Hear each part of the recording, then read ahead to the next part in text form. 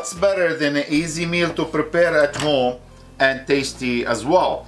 So welcome to Let's Cook It, everyone, and today I'm going to show you how to make baked feta pasta, and the difference is all in one pan. We're not boiling the pasta, we're going to bake the pasta with them as well.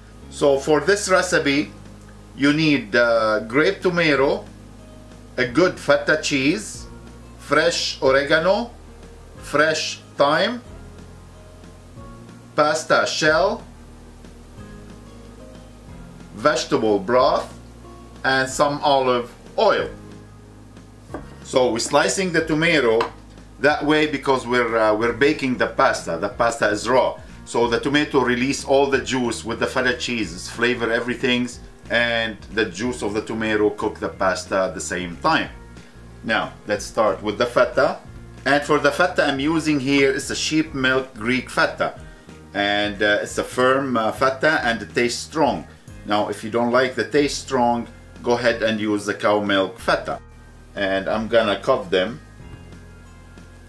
small cubes about this size, and make sure your oven preheated on a 400, and I'm using countertop oven here.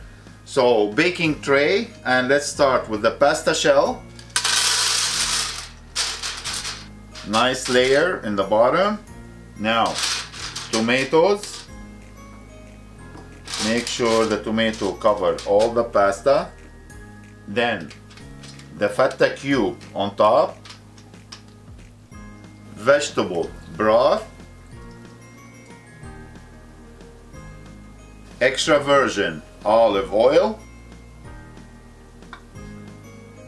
Fresh thyme. Fresh oregano. And I'm putting a little extra feta cheese here for myself, but for you, always follow the recipe in the description box down below. Black pepper. We're not putting any salt because the feta salty enough, so we'll check it out when it's almost ready.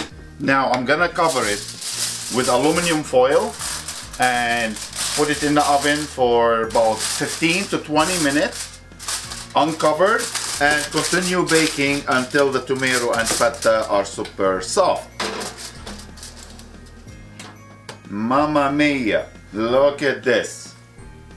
The cheese super soft, the pasta perfectly cooked. Now we're gonna give it a little mix, and I'm not going to mash the feta cheese and the tomato. I want to keep it nice and chunky. You can see a little liquid, but don't worry about it, because now we're gonna cover it and let it rest for another 5 minutes and ready to be served. Yum! Look at this. So we cover it and we bake it for 20 minutes, then I uncover it and put it back for another 15 minutes, and cover it again and let it rest for 5 minutes so the pasta absorbed all this goodness juice in it. And this is the result we have. Oh my god, can't wait to start eating. It smells so good and nice and juicy, and look at the pasta, perfectly done. Now the moment of the truth.